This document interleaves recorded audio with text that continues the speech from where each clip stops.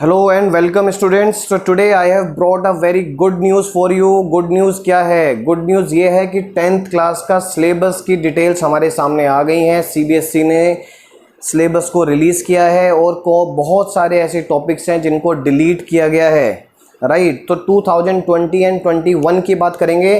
2020 and 21 class 10th की बात हो रही है। टॉपिक्स क्या क्या रिमूव किए गए हैं and please follow this NCERT because what ever I will talk, जो भी मैं बातें करूँगा वो इस NCERT बुक के पेजेस और एक्सरसाइज के पर्पज़ से बातें करूँगा, राइट। तो आज हम यही डिस्कशन करने वाले हैं कि कौन कौन से टॉपिक्स हमारे रिमूव हो रहे हैं और कौन कौन से टॉपिक्स एग्जिस्ट करेंगे, राइट। और दूसरी चीज़ एक और भी है स्टूडेंट जो आपको समझने वाली बात है कि बहुत टाइम से हम यही सोच रहे थे कि बहुत सारे कि इस पेंडेमिक सिचुएशन के अंदर सिलेबस कैसे कवर किया जाए। तो ऑनलाइन क्लासेस ने बहुत हेल्प किया है और साथ में एक यूट्यूब चैनल जो मैंने बनाया है उसमें क्लास 10th की NCERT की सारी वीडियोस ऑलमोस्ट डाल दी गई हैं। Please you can follow that YouTube channel और definitely it will help you a lot to learn all the topics. Now I am coming to the point कि क्या क्या टॉपिक रिमूव किए हैं। हम यूनिट वाइज बात करेंगे। जब आप इस वीडियो को देख रहे हैं please have the book video so that I can tell you कि क्या क्या एक्सरसाइजेज जा रही हैं, कौन कौन से सम्स जा रहे हैं एंड क्या क्या टॉपिक्स जा रहे हैं, राइट। अब मैं यूनिट 1 से स्टार्ट करता हूँ। यूनिट 1 जो है, यूनिट 1 के अंदर जो आता है वो आता है chapter 1 number system. Number system में बात करते हैं Euclid division lemma. Euclid division lemma ये पार्ट अब नहीं आएगा। यूक्लिड डिवीज़न लेमा का मतलब ये है कि एक्सरसाइज 1.1 भी अब नहीं आएगी इस केस में। तो इट मीन्स आप इसको पूरी तरह से डिलीट कर सकते हैं क्योंकि इस चैप्टर में यही एक प्रॉब्लम होती थी, क्योंकि बच्चों को इस कॉन्सेप्ट को समझने में प्रॉब्लम आती थी। तो CBSE ने उस चीज़ को समझते हुए इसको डिलीट कर दिया है। So please follow this one. आपके लिए एक्सरसाइज 1.1 अब इम्पोर्टेंट नहीं है क्लास 10th के लिए फॉर दिस सेशन। अब आते हैं यूनिट 2 पर। यूनिट 2 अपने आप में बहुत बड़ी यूनिट भी है। इसका नाम एल्जेब्रा है। एल्जेब्रा में पॉलिनोमियल्स आता है, pair of linear equation in 2 variable chapter आएगा और quadratic equations and arithmetic progression. 4 chapters की ये यूनिट बनती है और इसका जो वेटेज है CBSE में वो आता है 20 मार्क्स का। वेटेज भी नोट कर लीजिएगा। इसका वेटेज है 6 मार्क्स, इसका वेटेज है 20 मार्क्स। अब बात करते हैं पॉलिनोमियल्स की। पॉलिनोमियल्स में क्या क्या नहीं आ रहा है आपके सामने। Statement and simple problems on division algorithm. जो पॉलिनोमियल्स के डिविजन्स हम करते थे, पॉलिनोमियल्स को पॉलिनोमियल से डिवीजन होता था, वो डिविजन्स अब नहीं आएगा, राइट। तो एक्सरसाइज 2.3 अगर आप अपनी बुक निकालेंगे तो वहाँ पर मिलती है आपको एक्सरसाइज 2.3 जो NCERT की है। वहाँ से उस एक्सरसाइज को अगर आप नहीं भी करेंगे तो भी आपका काम चल जाएगा। नेक्स्ट पार्ट पर आते हैं, pair of linear equation in 2 variables. उसमें क्रॉस मल्टीप्लिकेशन मेथड से रिलेटेड कुछ भी नहीं पूछा जाएगा। इक्वेशन जरूर पूछी जा सकती हैं बट क्रॉस मल्टीप्लिकेशन नाम से सॉल्यूशन में कुछ नहीं आएगा। जैसे एक्सरसाइज 2.5 की अगर बात करते हैं तो वहाँ पर क्रॉस मल्टीप्लिकेशन के क्वेश्चंस देखने को मिलते हैं। बट यस, एक बात ज़रूर ध्यान रखें, वर्ड प्रॉब्लम्स आएंगी।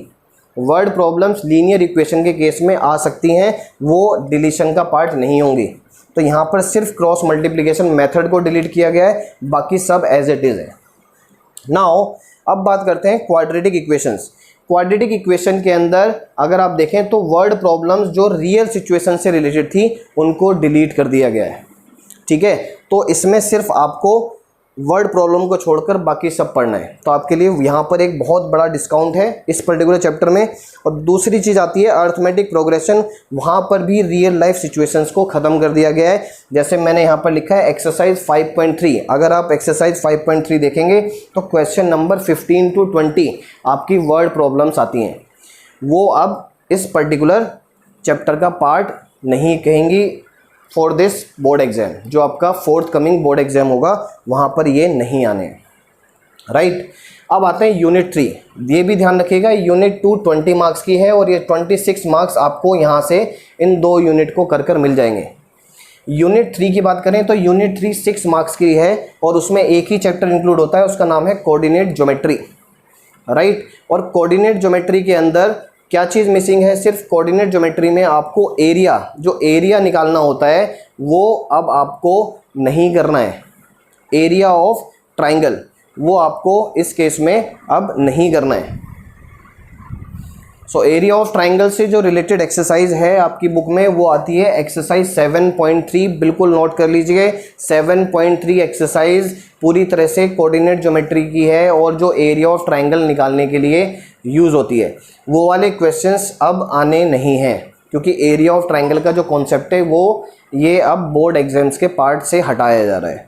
अब दूसरी बात हम आते हैं ट्राइंगल पर, जो यूनिट 4 है, और ध्यान रखिएगा यूनिट 3 6 मार्क्स की है, तो इट मीन्स आपके पास जो इंटरनल सेक्शन फॉर्मूलेज आ सकते हैं, आपके पास डिस्टेंस फॉर्मूला आ सकता है जो कोऑर्डिनेट ज्योमेट्री में आएगा।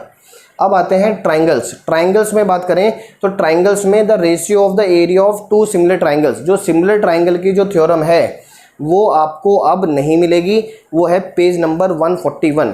ये प्रूफ बहुत आता था पहले एग्जाम में, अब वो प्रूफ नहीं आएगा। कन्वर्ज ऑफ पाइथागोरस थ्योरम भी अब बोर्ड एग्जाम का पार्ट ये हटा दिया गया है for this session. And circles पूरी तरह से इन्वॉल्व है क्योंकि इसमें कोई डिलीशन नहीं है। वैसे भी सर्कल चैप्टर बहुत ही छोटा है 10th क्लास में, तो यहाँ पर वो प्रॉब्लम नहीं आएगी आपको। इवन आप इजीली सर्कल चैप्टर कर सकते हैं। तो सर्कल चैप्टर में कोई डिलीशन नहीं है, ध्यान रखिएगा, फुल फ्लैश चैप्टर ये आना ही है, ठीक है। कंस्ट्रक्शन की बात करें तो कंस्ट्रक्शन में एक्सरसाइज 11.1 जिसमें आपको कंस्ट्रक्ट करना होता है ट्राइंगल को सिमिलर टू गिवन ट्राइंगल, ये भी अब इसका पार्ट नहीं होगा। सिर्फ हमें टेंजेंट ड्रॉ करने के लिए आना चाहिए और वही कंस्ट्रक्शन में आएगा। और इन तीनों चैप्टर्स को मिलाकर आपके 15 मार्क्स बनते हैं और ये बहुत ईजी हो जाता है, राइट। अब आते हैं यूनिट 5 पर। यूनिट 5 में आती है ट्रिग्नोमेट्री अब आ रही है 12 नंबर की, 12 मार्क्स की आएगी। और उसमें क्या क्या डिलीट हो रहा है, आपके कॉम्प्लीमेंट्री एंगल से रिलेटेड प्रॉब्लम्स अब नहीं आएंगे जो एक्सरसाइज 8.3 में है। दूसरी चीज़ आती है कि ratio of 0 and 90 degree is also not a part of syllabus now, ठीक है। तो ये दो डिलीशन मिलते हैं। इसमें जो हाइट एंड डिस्टेंस वाला चैप्टर आता है एप्लीकेशन ऑफ ट्रिग्नोमेट्री, वो पूरी तरह से इसका पार्ट होगा, वो डिलीशन नहीं हुआ है, वो फुल चैप्टर ही आना है। तो आप ध्यान रखिएगा जो जो मैंने यहाँ पर लिखा है सिर्फ वही चीज़ें डिलीट हो रही हैं। नेक्स्ट बात करते हैं यूनिट 6 की, जो है मेंसुरेशन में बड़ा अच्छा काम हो गया है। आपने जो क्लास 9th में जो पढ़ा था वही आपको क्लास 10th में पढ़ना है क्योंकि फ्रस्टम ऑफ कॉन नहीं आ रहा है। तो ये बहुत अच्छी न्यूज़ है आपके लिए क्योंकि जिन बच्चों ने 9th क्लास बहुत अच्छे से की है उसके लिए मेंसुरेशन में अब कुछ नया सीखने को नहीं है। नेक्स्ट बात करते हैं कि problem on central angle of 120 degree, जो एरिया रिलेटेड टू सर्कल का जो चैप्टर है उसमें 120 डिग्री सेंटर एंगल से रिलेटेड प्रॉब्लम्स अब नहीं आएंगी। वो भी अगर बात करते हैं जैसे मैंने लिखा है एग्जाम्पल 3 ऑन पेज नंबर 228, ये वाली जो प्रॉब्लम्स हैं ये अब इस तरह की प्रॉब्लम्स आपसे नहीं पूछी जाएंगी बोर्ड एग्जाम में फॉर दिस सेशन। अब बात करते हैं लास्ट यूनिट की, उसका यूनिट का नाम है स्टैटिस्टिक्स एंड प्रोबेबिलिटी। स्टैटिस्टिक्स में एक डिस्काउंट आपको मिला है, उसका नाम है स्टेप डेविएशन मेथड, जो एक्सरसाइज 14.1 में आता है मीन निकालने के लिए। It means median and mode आपसे पूछा जाएगा, मीन आपसे अब पूछा नहीं जाएगा। प्रोबेबिलिटी में कोई डिलीशन नहीं हुआ है, प्रोबेबिलिटी एज इट इज़ ही आएगी। और मुझे लगता है कि बच्चों को प्रोबेबिलिटी वैसे भी आती है तो वो चैप्टर डिलीट होने का कोई सीन भी नहीं बनता। इट मीन्स वहाँ पर तो आपको वैसे भी अच्छे मार्क्स मिलेंगे। और सबसे बड़ी अच्छी बात है कि जो आपका जो 7th यूनिट है, 7th यूनिट अगर मैं वेटेज की बात करूँगा तो 7th यूनिट का जो वेटेज होगा 11 मार्क्स की, ये बड़ा easy and easily achievable marks हैं। और यूनिट 6 की जो बात करते हैं मेंसुरेशन, वो आपका 10 मार्क्स का आना है। तो इट मीन्स बहुत सारे चेंजेस होने के बाद आई होप कि अब आपको ये कॉन्फिडेंस आ जाएगा कि अब चैप्टर स्टार्ट करने कैसे हैं, कौन कौन से टॉपिक्स हैं जिनको प्रॉब्लम हो रही है लर्न करने में, जिनको प्रॉब्लम हो रही है कॉन्सेप्ट्स को अंडरस्टैंड करने में, तो उनके लिए ये बहुत अच्छी न्यूज़ है। I hope I have cleared my all these things. जो 10th क्लास के बच्चे हैं उनके लिए best of luck and keep it up, keep practicing. I have made a YouTube channel for you, please see that channel. There is a topic wise details of each thing and keep practicing. All the best. So thank you so much.